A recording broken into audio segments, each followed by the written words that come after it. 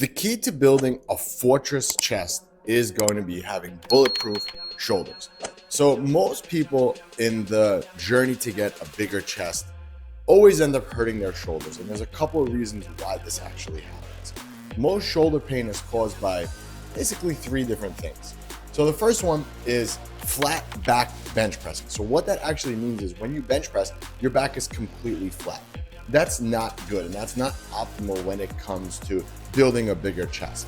You have to use the cue of having your chest up when you bench press, because with your chest up, you're actually rotating the shoulders down and back, and you're putting them in a position where they're the most protected. So if I turn to the side here, you'll see what I'm talking about. So if I'm in this position and I'm benching with my back flat, look how my front shoulder comes up, right? That's not cool. That's good. Whenever I bench, I'm going to be doing this, right? And you can see there's torque on that shoulder. But if I use that cue of chest up, you see the difference. My chest pops up, my shoulders tuck back. That's the position that you want to be in when you're bench pressing, because that's the safest position for the shoulder. So it's almost like every time you bench press, whether it's a dumbbell bench press, an incline bench press, a flat bench press, a barbell bench press, doesn't matter, even a machine press, what you really want to do is you really want to just think about that you're making every movement into kind of like a decline press, where your chest is super high up and you're bringing the bar down low on your chest. Because when you do that, again, if I turn to the side, you'll see if I'm doing a decline bench press, my chest comes up and I'm in this position. Look how safe my shoulder is. It's tucked back, and I'm actually going to get a better activation of my chest when I come up and across, right? As opposed to if my back is flat and I'm bench pressing, you could see the chest is not really working as hard as when it's tucked back. So you want to do the same thing. You want to put your shoulders in a safer position and bench press like that. So you're going to get more activation out of the chest by doing that. And you're also going to get more recruitment from the chest and less shoulder pain. And less shoulder pain means a bigger chest. So the second reason why most shoulder injuries happen is because the bench pressing volume is just too much, period. And I'm just talking about bench pressing volume, but just pressing volume in general. Shoulder pressing, incline pressing, flat pressing. It's just overall, it's too much. If your shoulders keep getting hurt, you're doing too many presses. So you need to look at total for the week, what you're doing, and then just say, okay, I'm doing whatever, 5 presses on Monday. I'm doing 5 presses on Thursday. That's 10 presses in the week. My shoulder's not in pain. I'm fine.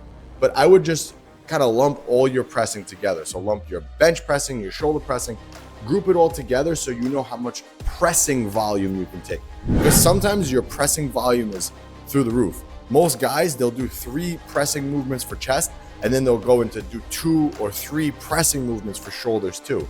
So you're essentially doubled the pressing volume just by doing it. So there's no reason to do 3 overhead pressing movements when you also are doing 3 flat or whatever chest pressing movements. It's just too much pressing. Whenever you do any pressing movement, whether it's a bench press or it's a shoulder press, you're doing a lot of what's known as internal rotation of that shoulder. That shoulder is being internally rotated. And when my shoulder internally rotates like it just did, you'll see that my shoulder kind of jumps forward.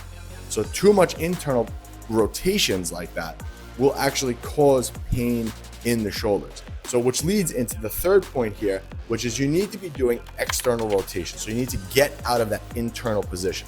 So again, like I said, whenever you're bench pressing or overhead pressing, you're in that internal position. You want to do more external rotation. So you want to rotate out.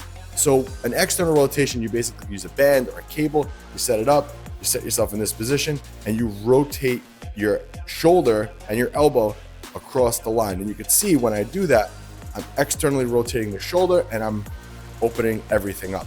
You could also get a lot more external rotation from doing more back volume. So again, you have to look at your program overall and say, okay, is my presses to rows ratio in line? Am I doing more pressing than I am rowing? Because those types of things, will do that. Whenever you do any type of rowing movement or pull down or anything like that, you're actually gonna be using more of those external rotators. So that's exactly what we want to do. We want to balance out the internal rotation versus the external rotation. I know a lot of guys talk shit about the external rotation and say they don't need it, but I've been doing it for years, and I knock wood, I've never had any shoulder pain. So I would definitely recommend throwing them in there at the end of your pressing day. Doesn't hurt. 3 sets of 15 reps and you'll be good to go. Just again, it's just benefit. It's almost like taking a multivitamin. It's like insurance for your shoulders. So that's where I would go. And if you made it this far into the video, I have a free gift for you. I'm going to give you a free 6-week training program that you could get scot-free, no strings attached. All you got to do, click that link below and download the program. All right, guys, until next time, this was Anthony, AB Fitness. Make sure you subscribe so you don't miss a beat, and I'll catch you on the next one.